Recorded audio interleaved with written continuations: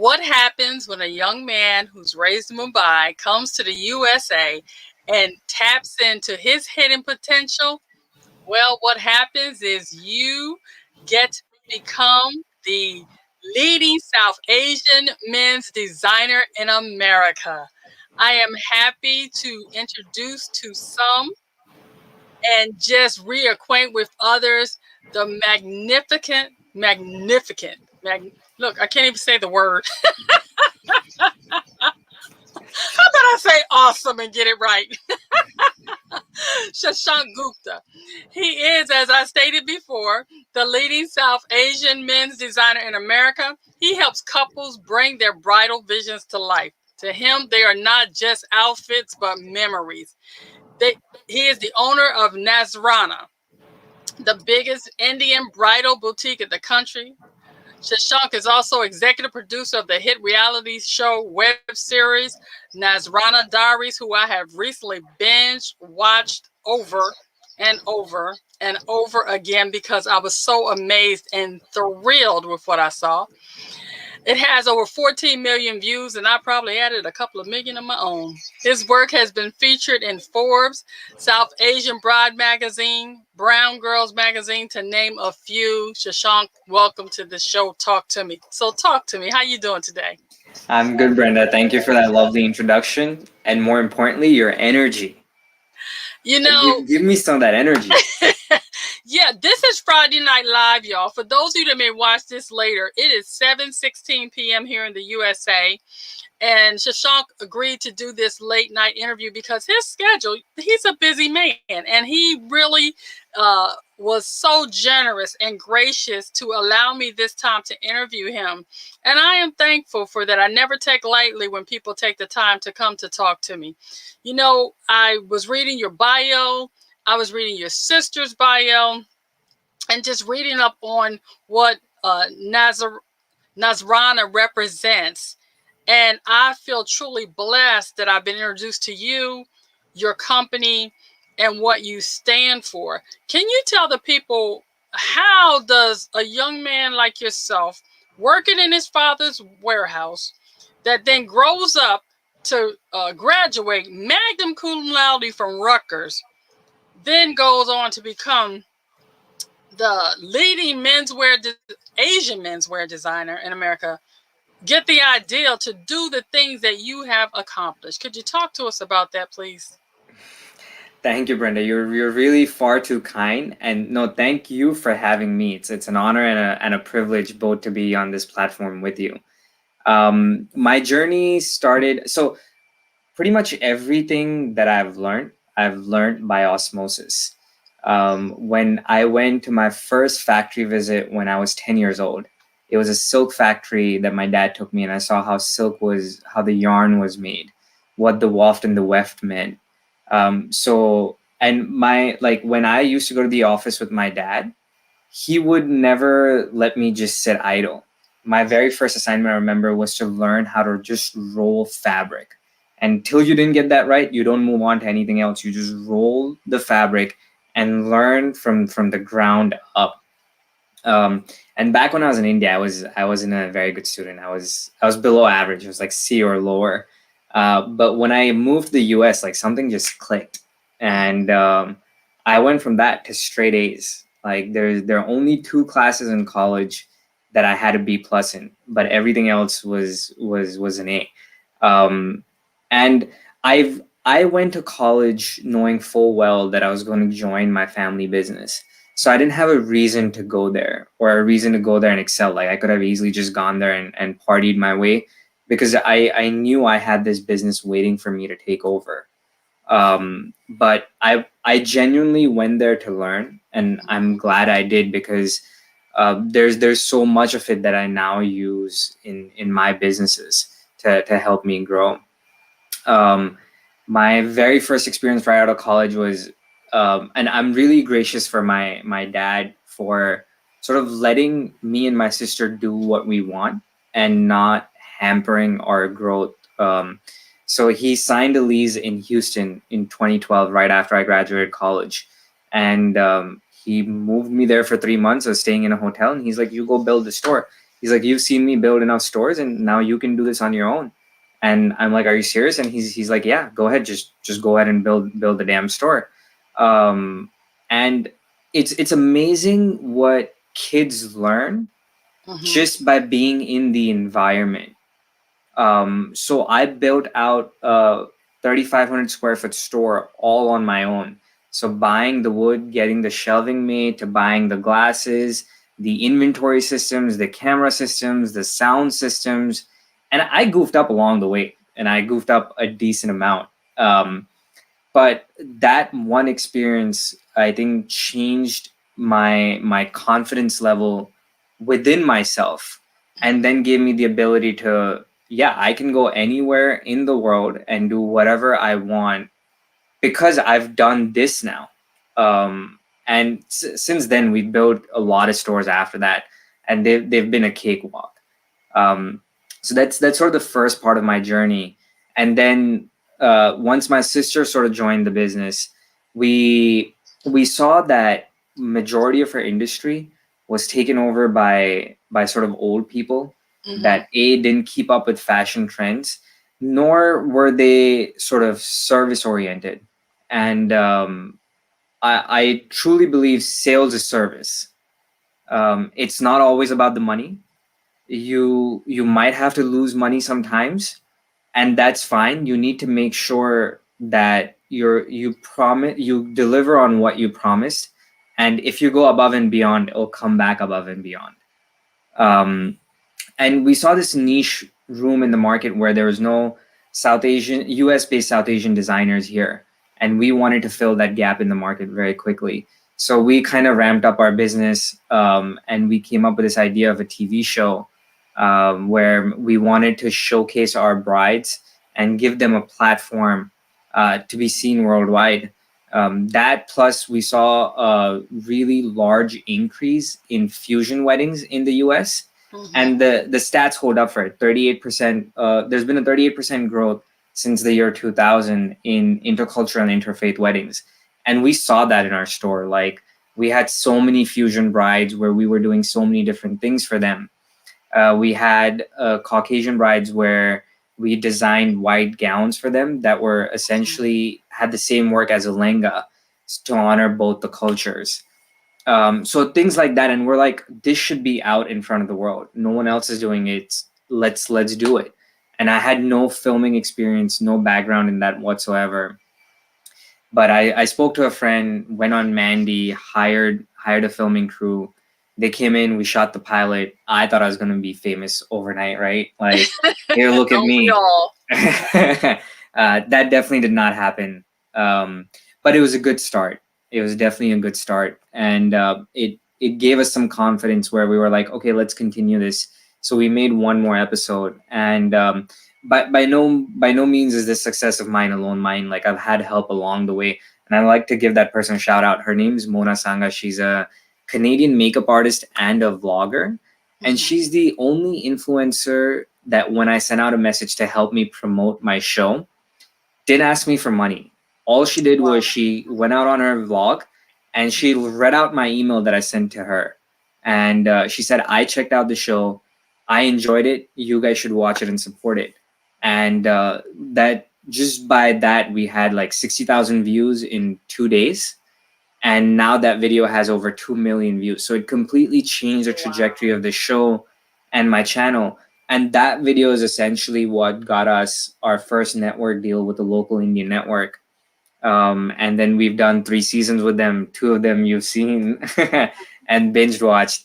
And the third is about to go live. It's already airing on TV, but it's about to go live on YouTube at the end of the month on March 27th. Ooh, good. I can't wait to see it.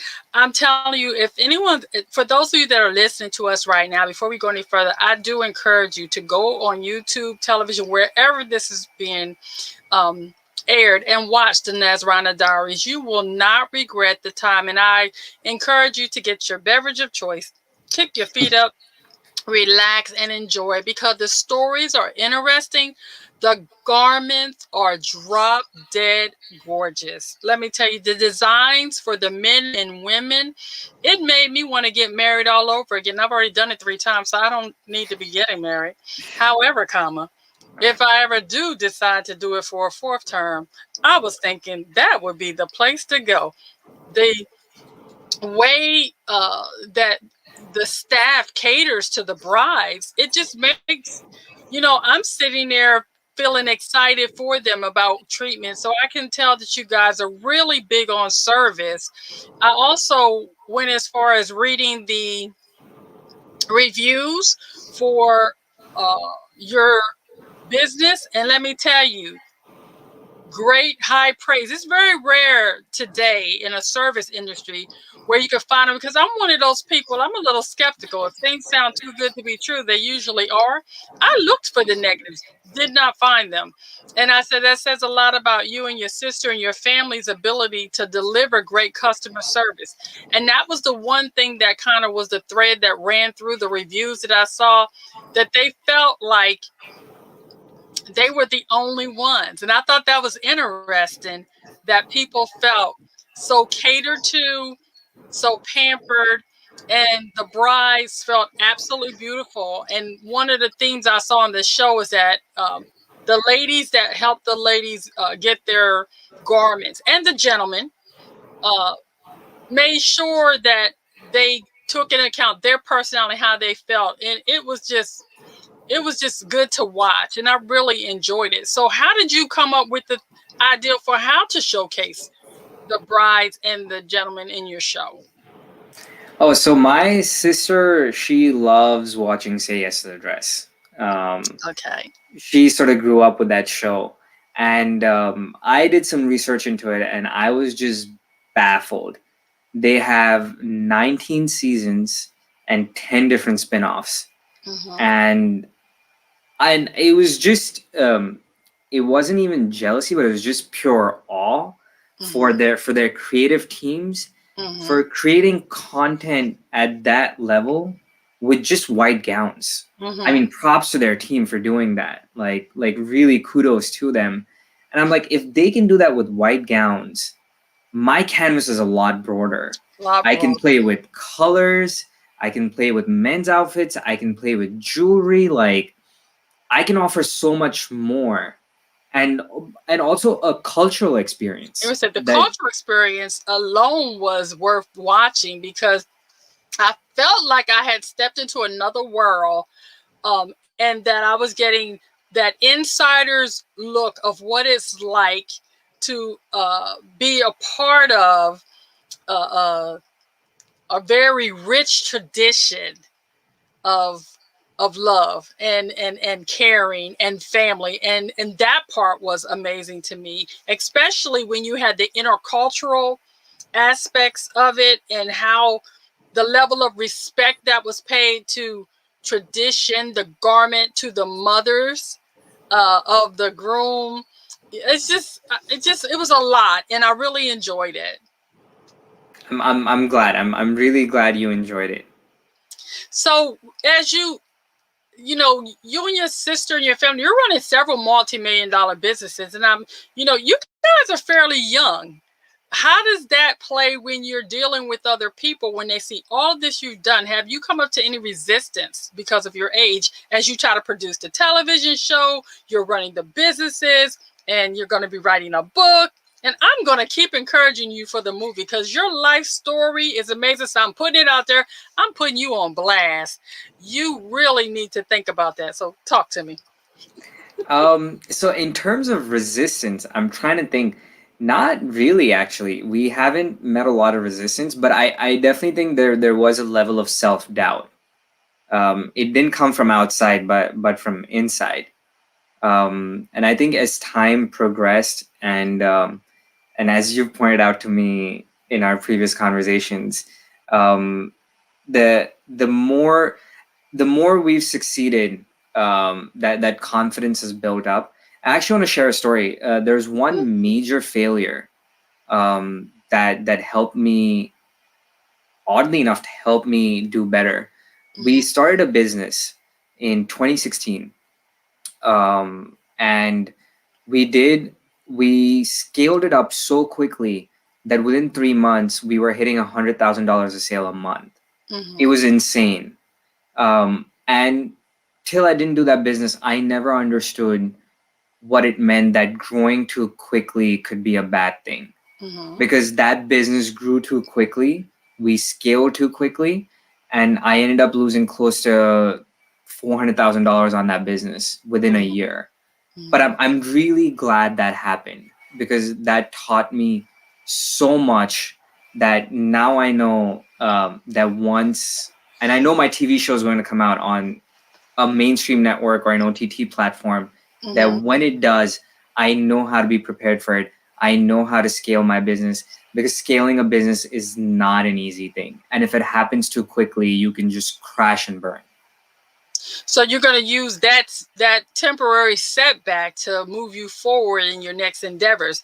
And that's a good lesson that I think a lot of small business owners don't get until it's too late. So it's fortunate that you were able to get that lesson. Now, as you move forward now with the television shows, is there like a next step that you're thinking after the television shows, once you're picked up, not if, but once you're picked up by one of the major networks? Do you see yourself doing spinoffs like you see on Say Yes to the Dress? Brenda, that's a great question. I honestly haven't thought of it. But whatever comes along the way, I mean, it seems like everything that I've sort of stepped into or been good at has been stuff that I've had no clue about. Because I went to school for supply chain management and economics. Okay. I had no filming background whatsoever. I have no design experience whatsoever. But you tell me to put out a men's outfit and I can do it like this. I can conceptualize 10 different outfits. When I'm sitting with a customer designing an outfit for them, I can play around in my head and see what colors will work together. I can guide them in the right direction. So yeah, I've not gone to any sort of fashion institute, no filming school, but those are both things that I've excelled at. And see, that's when you have a natural talent, you don't have to go to school. You just do what you do. And that's one of the amazing things about your story, your family and your sisters. You guys, you saw a need and you filled it. And from that, you were able to build businesses that have been successful. Even with this setback, you still move forward and find opportunities to expand and scale up. Now, if you had a message for a young entrepreneur that is doubting themselves right now, what would you tell them? Just do it. No matter what it is, just do it. And it's cliche to say this, but honestly, there's no better teacher than failure. So as long as you persistently do it, you will have success along the way. And the best way I like to explain this is sort of like growing a tree. You don't need to think about growing the tree all the time to grow a tree or fruit or vegetables, right? You need to make sure that you provide the right manure, you have sunlight, you have water, and the tree will grow on its own. I think a lot of people focus on sales and growth and forget the principles along the way. The sales and growth will happen if your base is right. All of that will happen. So don't focus too much on the sales, the revenue, and all those things that you're taught. Really focus on what you're offering and how you can offer that better than anyone else. With your, I would guess I'm saying, have you ever suffered from imposter syndrome because of the fact you haven't had the schooling in some of the areas that you have been successful in? All the time. Imposter syndrome to the max, all the freaking time. Even when, so the reason I think the show hasn't already been on an OTT platform like Netflix or a TLC or a Bravo, I think is because of imposter syndrome. It was in my head that I don't have enough proof of concept. The show is not right yet, but that wasn't the case. I mean, the show could have been on 2 years ago, but it's okay. Better late than never. You know, and we were talking earlier with Dr. Denise, and we talked about, those unleashed, unresolved limiting beliefs. And as I sit here today, after having binge watched your Nazranaa Diaries, I find it hard to believe that I wasn't watching Netflix or one of the other big television stations with your show, because it's so well produced. The cinematography, the lighting, the colors are vibrant. You can see them all. There's not the fuzziness you see from a normal YouTuber, or what you see when we've come to understand this is just YouTube. You can tell that there's a level of talent and skill in the production. And I'm excited to sit back and watch and see where you guys go. I'm going to be able to say, I remember when. And that's why I say it's really important as you move forward. And, we've talked about this, to document. That's why the book about your journey is going to be so important to where you go in your next step. Tell me, one of the things I was wondering as I looked at the bios, because they really are pretty amazing. What did it feel like the first time you were featured in like Forbes or the South Asian Bride magazine? I also saw that your sister was featured in The Knot. I'm like, there's so many things that I'm going, man, that's amazing. And you guys may take them for granted, but was there a time when you had that first one where you just said, I can't believe this is us? So funnily, it wasn't really any of these articles, but the most interesting experience I had was I was in a bridal expo, and we were just showcasing our products. And this was, I think, when the season 1 had come out, and there were these maybe 14, 15-year-old girls, 2 of them. They were sort of hovering around our table, but they wouldn't really come to us or talk to us. But like after like 15 or 20 minutes, they sort of came up to me and they're like, oh, can we have a photo with you? I'm like, you just made my day. You can have as many photos as you want. So they recognized me from the show. And that was just such a great feeling. I felt on top of the world when that happened. That's pretty cool. That would make me feel really good. Okay, what would you say has been one of the most, outside of your family, what would be one of the most influential experiences for you during your journey? Oh, I would say there are 2 people who have greatly influenced me. And one of them is Sadhguru and the other is Wim Hof. I started with 12 minutes of meditation a day to now where I do close to 2.5 to 3 hours every morning. I wake up at 5:30 and have my practices set. I don't leave my house till I do my practices. For the past 9 months, I've only taken cold showers. And I'm now at the point where I can take ice baths. And those 2 things have dramatically changed me, where I'm just more at ease. I am not stressed. And I think it's made me focus on the more important things in life and not just chase money. Like I now have a goal. Like I'm not trying to make the mistakes my parents did, where they didn't have an end goal in mind, right? It was just what's next and then what's next and what's next, right? I now know I don't want to be there. I don't want to grow exponentially forever.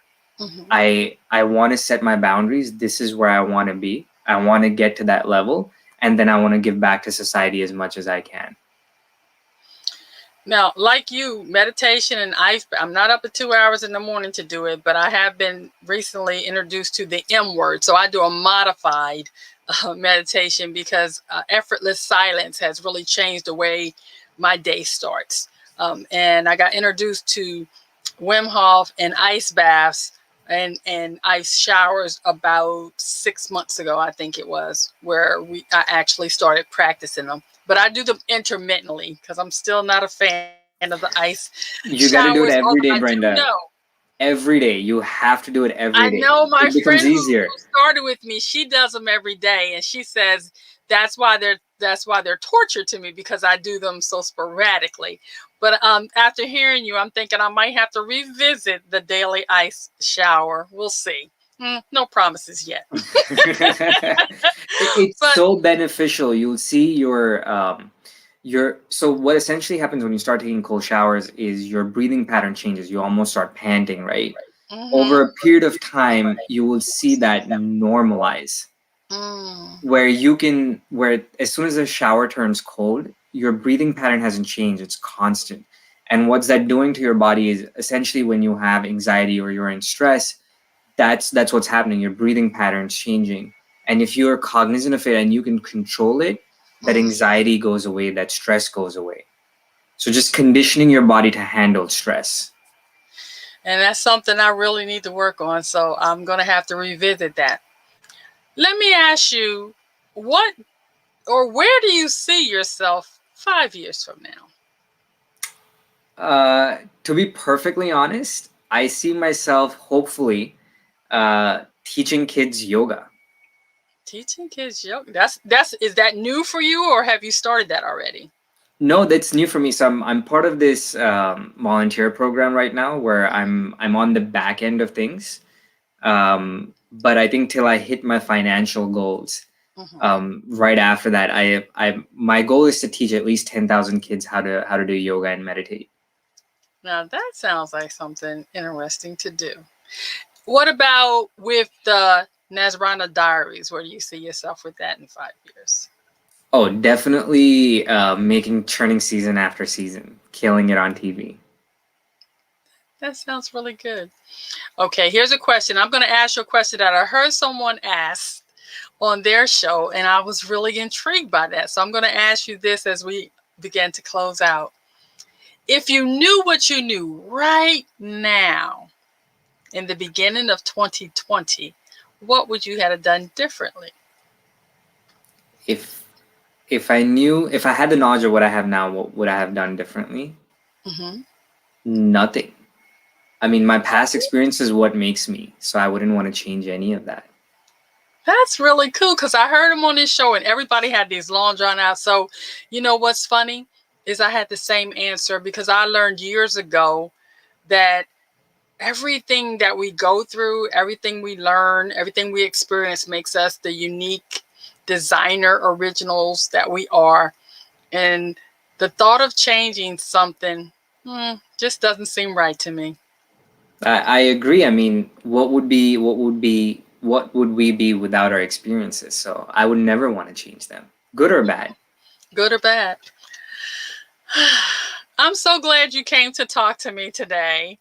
And before we end this, I always like to ask uh, the people that are watching to please thank a veteran. Above my head, you'll see the nevcc.org/projects. If you go there, you can write a note in one of the 12 months. This month is Live, Learn, and Pass It On. Take the time to let a veteran know that you appreciate their service. You know, Shashank, I'm just so full right now from having you on the show because it means a lot to me.